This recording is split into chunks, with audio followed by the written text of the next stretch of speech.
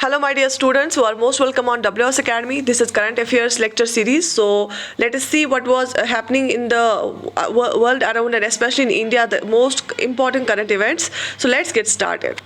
सबसे पहला जो चीज़ न्यूज़ में था बहुत ज़्यादा recently, that's about the United Nations Statistical commission. United Nations Statistical commission news में क्यों था ये हम देखते हैं. ये इसलिए न्यूज़ में था खासतौर पे इंडिया में, क्योंकि इंडिया को इलेक्ट किया गया. India has been elected to the United Nations Statistical Commission 4 साल की टर्म के लिए. 4 साल के लिए इंडिया को इलेक्ट किया गया. किसके लिए? यूनाइटेड नेशंस स्टैटिस्टिकल कमीशन के लिए. और ये टर्म कब से स्टार्ट हो रही है? 1 जनवरी 2024 से स्टार्ट हो जाएगी ये टर्म. तो 4 साल के लिए, राइट. ओके, थोड़ा सा जो है इंफॉर्मेशन पढ़ लेते हैं यूनाइटेड नेशंस स्टैटिस्टिकल कमीशन के लिए.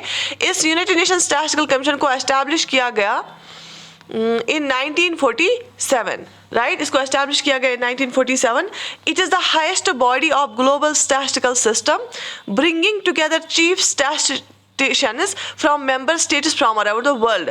ये जो यूनाइटेड नेशंस स्टैटिस्टिकल कमीशन है, इसको एस्टैब्लिश किया गया 1947 में, राइट. इसको इजी याद रखना है क्योंकि 1947 में इंडिया आज़ाद भी हुआ था. ये ग्लोबली सबसे हाईएस्ट बॉडी है स्टैटिस्टिकल सिस्टम की. और इसमें क्या होता है कि हर एक कंट्री का जो चीफ स्टैटिस्टिशियन होता है, जितनी भी इसकी मेंबर कंट्रीज है इस ऑर्गेनाइजेशन की, वो सारे चीफ्स मिलते हैं इस पे. वो सारे चीफ्स एक साथ आ जाते हैं, right. It oversees the work of United Nations Statistics Division and is a functional commission of UN Economic and Social Council. Basically ये क्या करता है, ये सारा जो United Nations Statistics का डिवीजन है ना, United Nations का स्टैटिस्टिक्स डिवीजन है जो डेटा को जमा करता है, फिर उसको ऑर्गेनाइज करता है. जितनी भी स्टैटिस्टिक्स होती हैं ग्लोबली, क्योंकि यूनाइटेड नेशंस बहुत सारे रिपोर्ट्स भी देती हैं, बहुत सारे एक्शन प्लान्स भी देती हैं, बहुत सारे इकदाम भी उठाती हैं. और यूनाइटेड नेशंस बहुत सारे काम किस बेसिस पे करती है? क्योंकि जब उनके पास डेटा होता है, जब उनके पास स्टैटिस्टिक्स होता है, तो यूनाइटेड नेशंस में एक अलग से डिवीजन है, यूनाइटेड नेशंस स्टैटिस्टिक्स डिवीजन. उसका काम ओवरसी करता है यही यूनाइटेड नेशंस स्टैटिस्टिकल कमीशन. उसका काम ओवरसी करता है, राइट. अच्छा, मेंबर टर्म्स ऑफ ऑफिस, जितने भी मेंबर्स इसके ऑफिस में इलेक्ट हुए होते हैं उनकी टर्म कितनी होती है? जैसे मैंने आपको बोला इंडिया को भी 4 साल के लिए इलेक्ट किया गया, तो 4 साल उनकी टर्म होती है, राइट. ओके, अब मेंबरशिप किन किन की होती है? Consist of 24 member countries of UN elected by UNSC on basis of an equitable geographical distribution.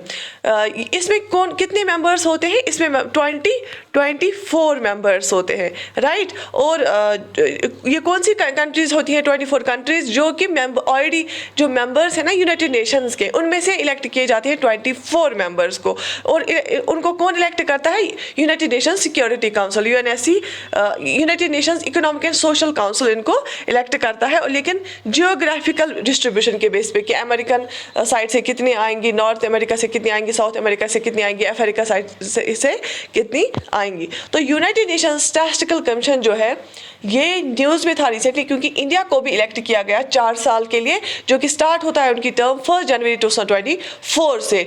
और जो ये है इसमें 24 मेंबर्स होते हैं और 4 साल की टर्म होती है. और ये एस्टैब्लिश कब किया गया? 1947 में, राइट. इसके बाद एक और रिपोर्ट न्यूज़ में था, global Trade Outlook and statistics report जो था 2023 वाला, global Trade Outlook and Statistics. तो हम देखेंगे इसको रिलीज कौन करता है. जब ट्रेड की बात आती है तो simply World Trade Organization WTO इस रिपोर्ट को रिलीज करता है. कौन? वर्ल्ड ट्रेड ऑर्गेनाइजेशन WTO इसको रिलीज करता है. किसको? Global Trade Outlook and Statistics. तो आप कैसे याद रखोगे? इसमें ट्रेड आता है तो उसको ऑब्वियसली वर्ल्ड ट्रेड ऑर्गेनाइजेशन ही रिलीज करेगी. तो WTO उनको इसको क्या करता है? रिलीज करता है. इसके बाद Subansiri lower hydro electric project news में था. Subansiri lower hydro electric project, आप लोगों को ये पता होगा क्योंकि सुबनसिरी नाम ही आपको पता है कि रिवर का नाम है ना. Subansiri lower hydro electrical project क्यों न्यूज़ में था? ये जो सुबनसिरी प्रोजेक्ट है इसको लैंडस्लाइड ने हिट किया था. Subansiri lower dam project is hit by a landslide during pre-monsoon rain. It is, देखो प्री मानसून रेन का मतलब होता है जब मानसून का सीजन स्टार्ट होता है ना, मानसून की बारिशें स्टार्ट होती हैं, उससे पहले जो बारिश होती है ना उसको हम प्री मानसून बोलते हैं।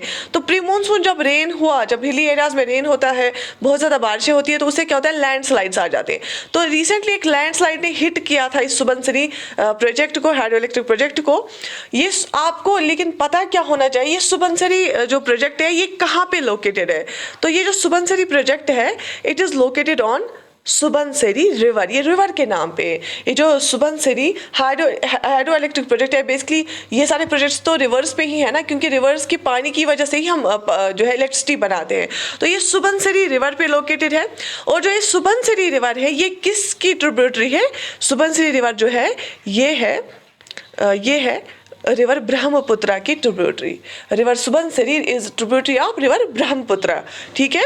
अच्छा, और ये कहाँ पे एक्चुअली लोकेटेड है? ये लोकेटेड है अरुणाचल प्रदेश और आसाम के बॉर्डर पे।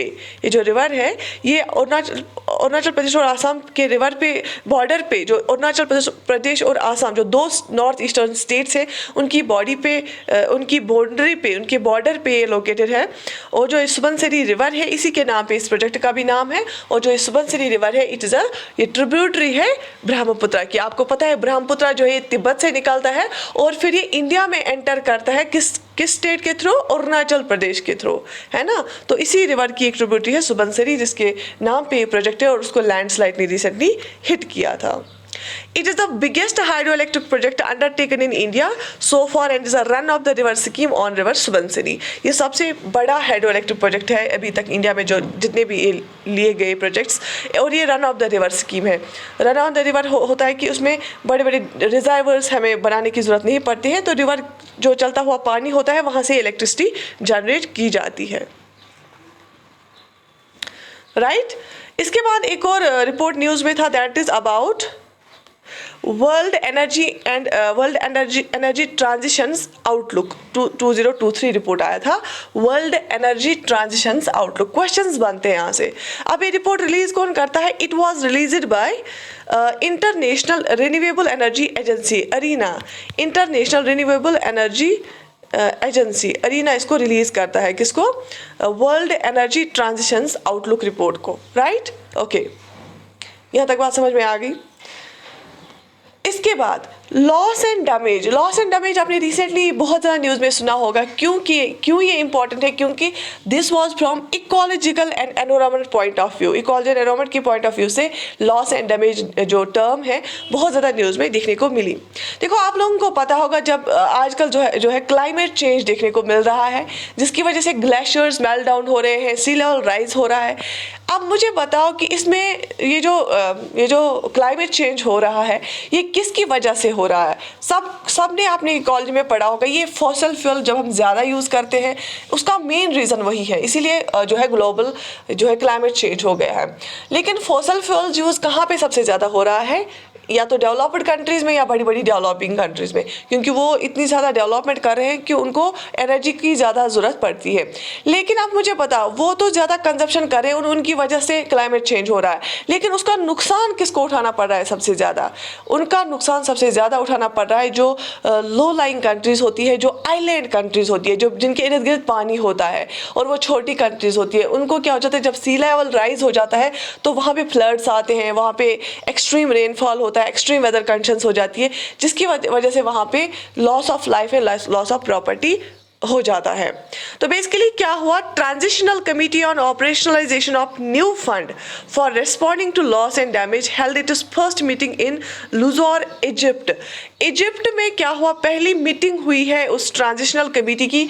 जो ट्रांजिशनल कमेटी क्यों बनाई गई थी, जो कि एक नया फंड सेटअप करने के लिए, और वो फंड किसके लिए है, लॉस एंड डैमेज को जो है ये पूरा करने के लिए, उन कंट्रीज को हेल्प करने के लिए, वो फंड एस्टैब्लिश करने के लिए एक ट्रांजिशनल कमेटी बनाई गई। उसने पहली मीटिंग अब उसकी हुई इजिप्ट में, तो इसीलिए लॉस एंड डैमेज न्यूज में था। Meeting concluded with adoption of a work plan towards COP28। आप सब लोगों को पता होगा रिसेंटली COP27 हुआ, कॉन्फ्रेंस ऑफ पार्टी, जो कि UNFCCC की जो कॉन्फ्रेंस ऑफ पार्टीज़ होती है, COP27 रिसेंटली हुआ और COP28 जो है अब आगे होने वाला है, तो उसके लिए भी वर्क प्लान देखा गया. Loss and damage refers to the negative consequences that arise from unavoidable risks of climate change. तो जैसे मैंने बोला कि जो कि लॉस एंड डैमेज हम किसको बोलते हैं, जो कि नेगेटिव कॉन्सिक्वेंसेस होती हैं, जो कि हम ऐसी रिस्क जो हम अवॉइड ही नहीं कर सकते हैं क्लाइमेट चेंज की, तो उसी की जो नेगेटिव कॉन्सिक्वेंस उसकी क्या है, जो कि लॉस ऑफ लाइफ होता है, लॉस ऑफ प्रॉपर्टी होता है, डिस्ट्रक्शन हो जाती है, वही उसके नेगेटिव कॉन्सिक्वेंस है.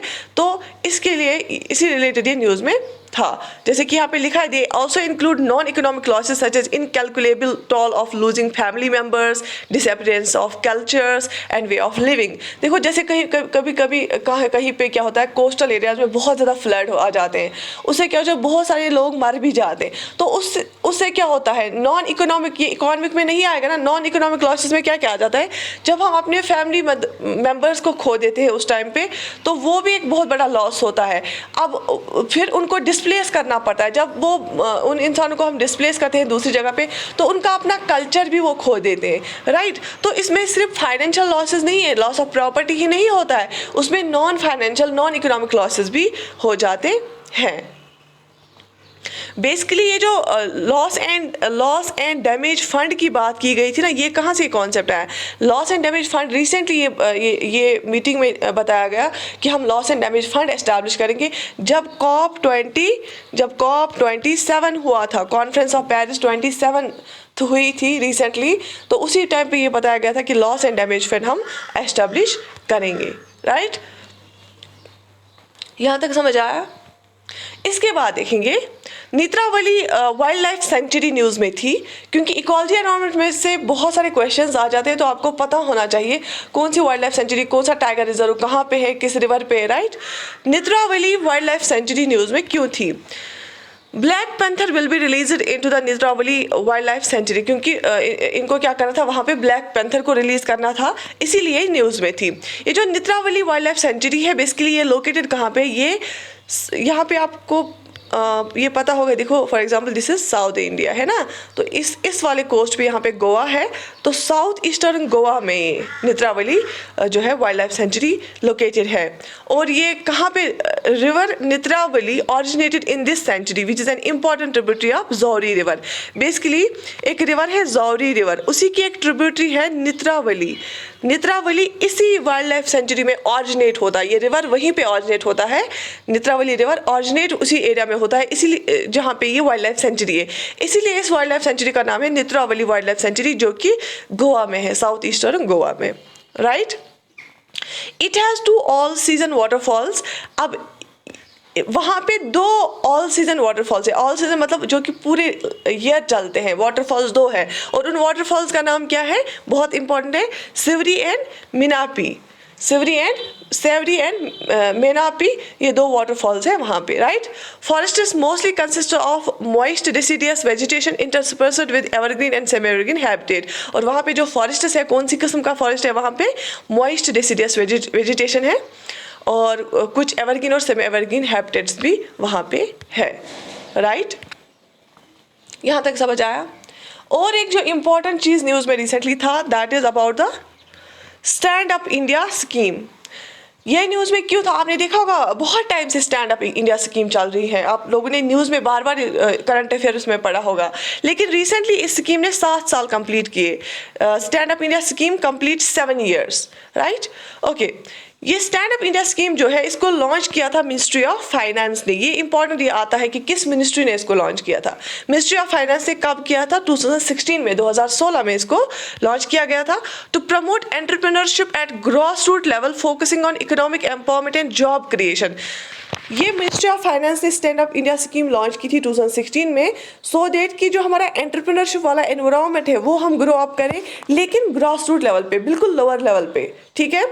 इकोनॉमिक एम्पावरमेंट और जॉब क्रिएशन, इससे क्या हो, देखो जब कोई बिजनेस यूनिट खोलता है, जब वो इंसान बिजनेस यूनिट खोलेगा, कम से कम 10 लोग उसके साथ जुड़ जाते हैं, 10 लोगों को जॉब मिलती है, तो इससे क्या हो जाएगा, इस स्कीम से जॉब क्रिएशन हो जाती है और इकोनॉमिकली जो है इंडिपेंडेंट हो जाती है लोग, तो इकोनॉमिक एम्पावरमेंट भी आ जाती है।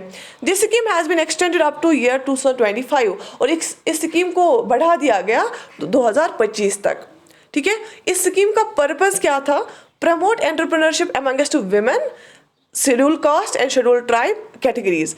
बेसिकली ये पर्टिकुलर किस सेक्शंस ऑफ सोसाइटी के लिए थी, विमेन के लिए, औरतों में एंटरप्रेन्योरशिप का माहौल बनाना, शेड्यूल कास्ट और शेड्यूल ट्राइब कैटेगरी वालों के लिए, और provide loans for only green field enterprise in manufacturing services और trading sector and activities allied to agriculture, या एग्रीकल्चर एलिड एक्टिविटीज़ होती हैं, फिशरी होती है, डायरी होती है, ठीक है, सिल्क रेयरिंग होती है, या बाकी जो ग्रीन फील्ड है, जो एनवायरमेंटल फ्रेंडली जो होते हैं ना एंटरप्राइजेस, उनके लिए लोन्स प्रोवाइड करना।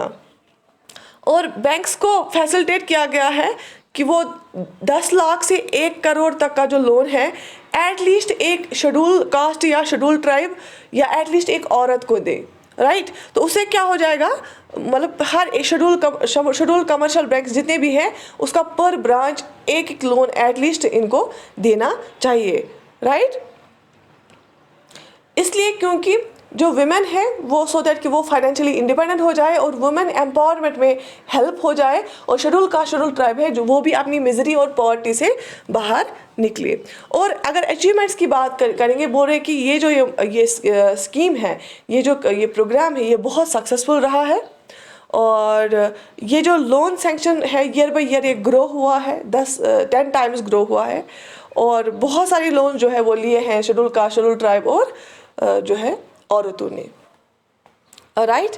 और इसको इजी बनाने के लिए ऑनलाइन एप्लीकेशंस भी सबमिट कर सकते हैं, और उसके लिए एक पोर्टल बना दिया गया है, आप लोगों को वो ये याद रखना है, स्टैंड अप मित्र पोर्टल बना दिया गया है, और इसको बहुत ज़्यादा पब्लिसिटी भी दी गई सो दैट कि ये जो डिसएडवांटेज सोसाइटी है, डिसएडवांटेज सेक्शन ऑफ सोसाइटी है, इनको पता चले कि ऐसी भी कोई स्कीम है, राइट। और इसको ज़्यादा से ज़्यादा जो है पब्लिसिटी दी गई सो दैट कि सब लोगों में जानकारी आ जाए इस स्कीम की, राइट। तो ये सारी चीज़ें जो थी मैंने आपको उनका क्रक्स यहाँ पे समझाया, इस शॉर्ट में मैंने आपको यहाँ पे बताया, और जितनी भी इंपॉर्टेंट चीज़ें थी इनके रिलेटेड वो मैंने आपको सारी यहाँ पे बताई। So do like, subscribe our channel and share this video. I wish you all the best, take very good care of yourself. अल्लाह हाफिज़।